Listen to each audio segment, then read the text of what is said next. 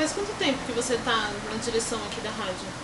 Na direção da emissora desde 2008, quando saiu o edital para São Paulo, abrindo a concorrência de São Paulo. Liga com você. E aí foi quando eu assumi a direção da Associação Cidadã. Associação Cidadã, desculpa. Associação Cidadã é detentora da concessão, ela é a dona da concessão. Entendi. A Rádio Cidadã, como personalidade jurídica, não existe. O que existe é uma associação que detém a concessão do serviço de radiocomunicação comunitária. Entendi. Faz quanto tempo que vocês têm essa concessão? A concessão foi emitida em 2011, a concessão que dura menos tempo, a provisória. E aí, em 2013, foi emitida a definitiva. Qual provisória você já pode pôr no ar? Você sabe quanto tempo que dura essa provisória? Mais ou menos é o processo de finalização de todo o edital, né? Então, o nosso durou mais ou menos 2 anos, mas não tem um prazo fixo, é variado. Depende de como o processo anda, depende de pauta de congresso, que quem aprova a rádio é o congresso, tem que votar no congresso, aqui aquelas votações em massa lá, fala, tem 35 rádios comunitárias aqui, quem apoia? Ninguém levantou o braço falando que não apoia, está aprovado. Então depende do que está trancando pauta. Eu acho que a gente deu um azar, porque a gente teve uma trancada de pauta violenta por causa de medidas provisórias, mas era um processo que era para durar 1 ano e meio, 1 ano pouquinho, durou 2 anos, mas não tem um prazo específico para durar. Não. Então você acha que isso acabou durando pouco no caso de vocês? Sim, não, na verdade ela não foi implantada no momento da provisória por falta de dinheiro mesmo. Se tivesse dinheiro, a provisória saiu, a gente estaria com ela no ar, não tem dúvida. A sede de vocês sempre foi aqui? Não. A emissora, quando a Associação Cidadã, ela começou com a sede na Rua Marinha de Moura Pimenta e depois veio para cá, já em 2008, quando foi para a concorrência. O prédio da família já há bastante tempo, mas a gente não utilizava mesmo. Esse prédio aqui? Esse prédio aqui, Então a associação nasceu na casa onde foi a rádio antes da concessão. E depois a gente transferiu para cá, já na concorrência, já era o período de concorrência, já para dar entrada na concorrência. Entendi. O Chico estava me falando que quem fundou aqui a rádio foi a sua mãe.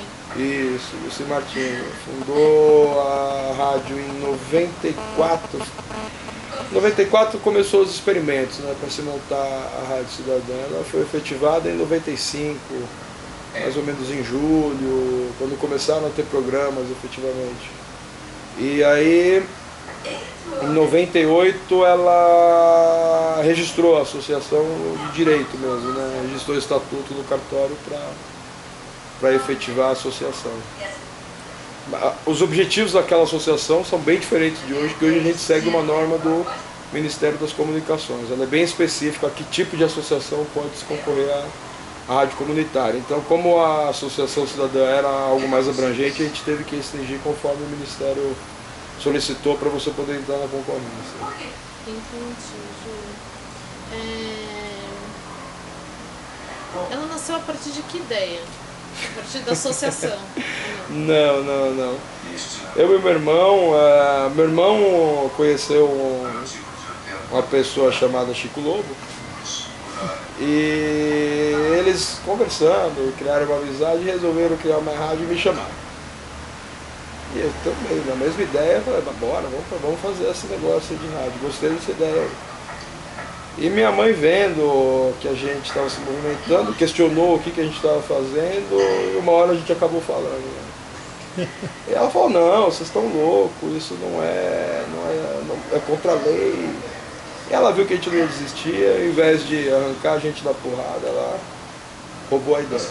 Tomou a ideia e falou, agora não, então, já que é para fazer, vamos fazer direito. Aliás, a sua mãe, gostaria que você comentasse, sua mãe já era radialista, né? Já, não radialista, ela trabalhou, assim, ela foi para a rádio depois, ela começou como repórter na TV Cultura, na TV Record, repórter de rua mesmo, para TV. Década de 70, Chegou até a fazer novelas lá, né, participação, ficava no cantinho lá, tipo figuração em novela da Record, né? Mas a gente não conseguiu achar o acervo, nada dela, porque o incêndio da Record foi bem violento, acabou perdendo tudo. Mas ela aí, depois disso, ela foi para a rádio com o jornalista Humberto Mesquita. Ela foi para a rádio Mesquita, um repórter de televisão também, bastante conhecido aí. E ele foi para a rádio nessa experiência e levou minha mãe para produzir um programa jornalístico na Rádio Atual, lá na Zona Norte de São Paulo, né? Depois o Humberto migrou para a rádio do irmão do dono da Atual, que é o Zé de Abreu, dono da Atual, foi para do Paulo de Abreu, que é a Tupi AM, também produzindo o mesmo jornal em outro horário só, e aí eu acompanhando ela na produção do jornal, né?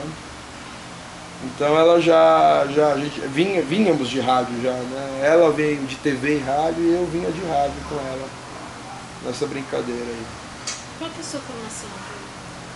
Eu sou formado em técnico de informática, eu sou analista de sistema.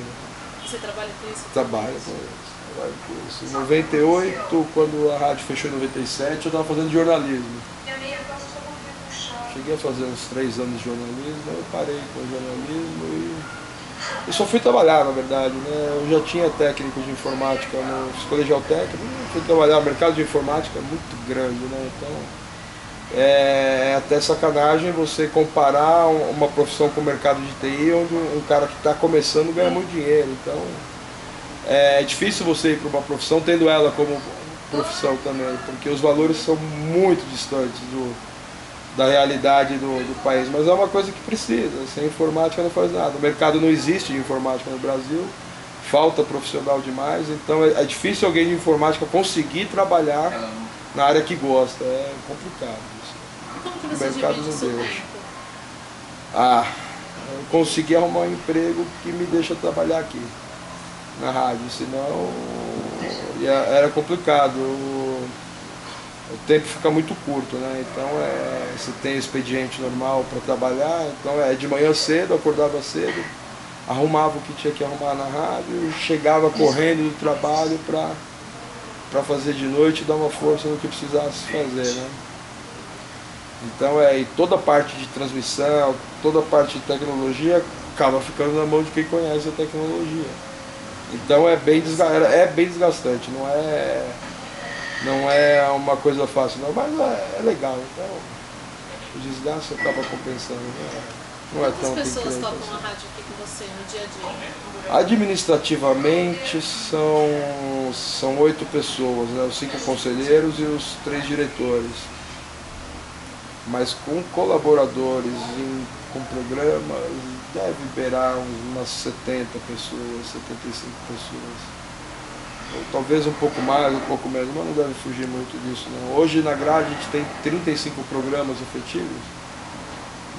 Tem um ou outro só, que é uma pessoa só que faz o programa, mas sempre tem uma parceria, ou um time grande fazendo o programa. Então é cerca de 70 pessoas hoje na emissora. Mas no dia a dia, é essa quantidade de gente que tem circulando aqui? Não, no dia a dia diminui um pouco, né? São 50, 60 e... Na semana, é difícil contar por dia vai umas 10, 15 pessoas, é muito difícil saber, não tem um padrão diário. Por semana a gente sabe que todos os colaboradores acabam passando na rádio, não tem como, né? Uma vez por semana o programa que tem menor periodicidade aqui, então essas 70 pessoas passam aqui toda semana. Agora, por dia é difícil precisar, nunca parei para pensar nesse número, não. É porque eu achei curioso, só vi você e o moço ali.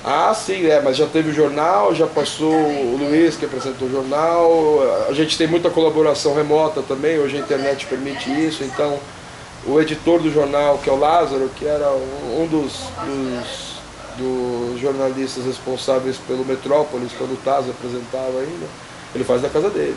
Ele escreve toda a matéria de lá, manda via e-mail, quando ele vai entra via Skype ou uma outra tecnologia que a gente desenvolveu interna para conexão remota e a transmissão do áudio. Então, e ele faz até um programa de jazz toda sexta-feira da casa dele, sentado no sofá dele, com um microfoninho de R$7 lá para fazer isso. Ouve, a qualidade é fantástica. A tecnologia hoje dá uma...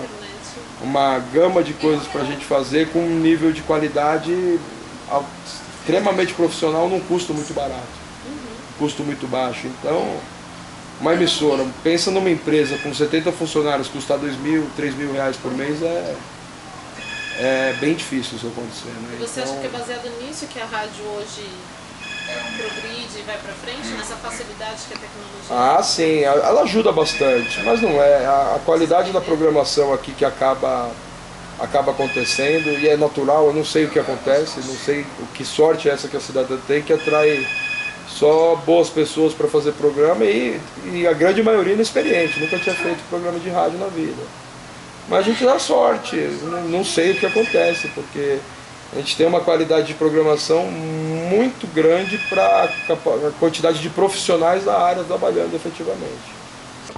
Eu estava perguntando para o Chico, ele explicou mais ou menos o tipo de relação que você tem com o entorno aqui, né, com o bairro. E eu queria saber qual tipo de relação, ele me explicou mais ou menos a relação com o comércio e que você tentasse me explicar a relação com os moradores. Com os moradores ela é bem próxima, né? A gente tem aí um monte de associações. Eu tentar entender a programação da rádio em si. Sim, não, a gente, na verdade, a gente tende muito a colocar grupos novos e de preferência do bairro, mas não é uma obrigatoriedade o do bairro, mas novo sim. O bairro que você diz é que é o bairro... o bairro Butantã, né? O Butantã é grande aqui, né? O conceito de bairro aqui em São Paulo é bem diferente do resto do mundo inteiro, né? Aqui você tem um bairro, a gente tem 4 grandes distritos, 5 grandes distritos, que é o Morumbi, a Raposo Tavares, Rio Pequeno, Butantã, que é o nome, e Vila Sônia. O menor é o Butantã, que tem 50 mil pessoas de habitantes, e o maior são 2, né, que é o Raposo Tavares e o Rio Pequeno, com mais de 100 mil habitantes.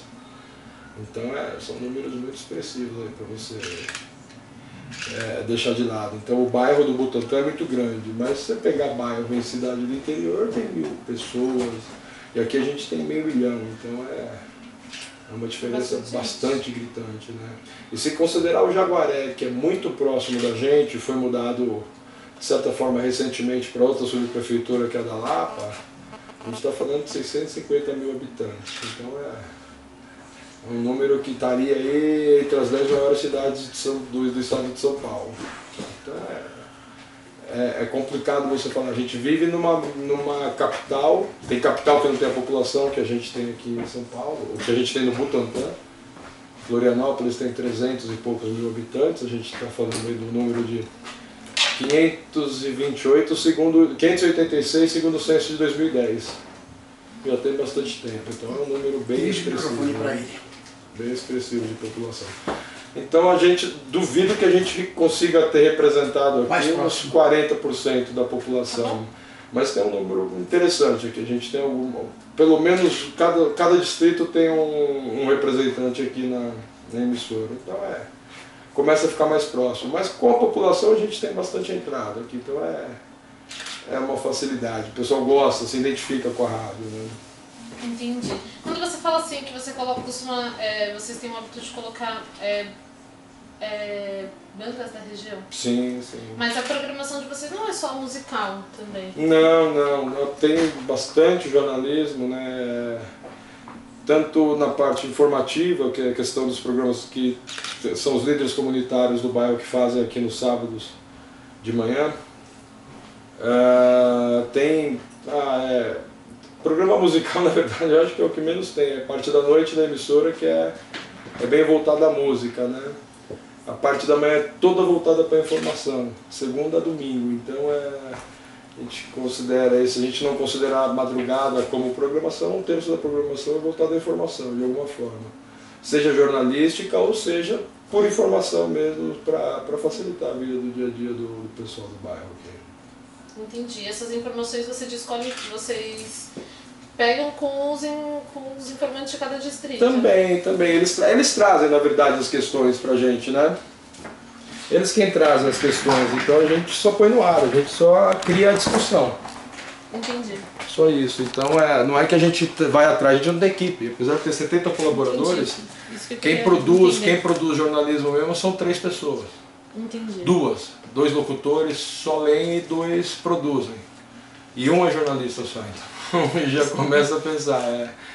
Eu fico ali de peão lá, baixando áudio de matéria, caçando matéria, postando nas mídias da associação.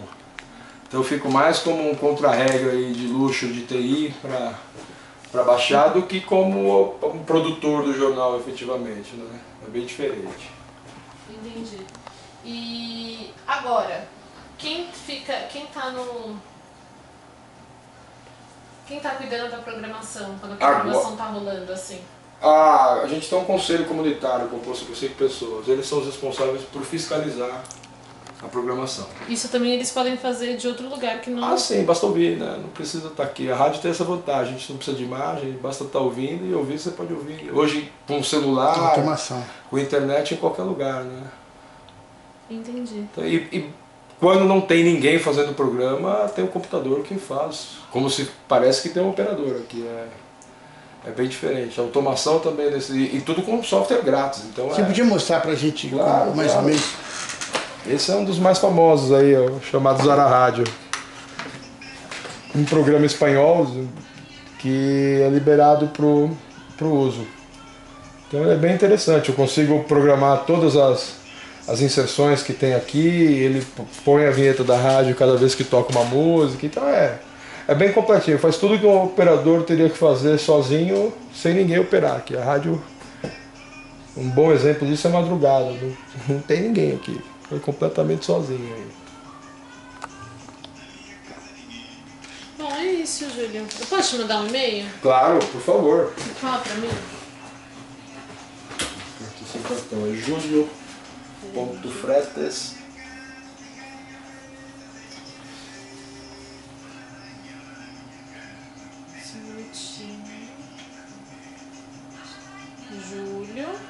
.fretes, igual de carreto mesmo. Fretes. @cidadãofm.com.br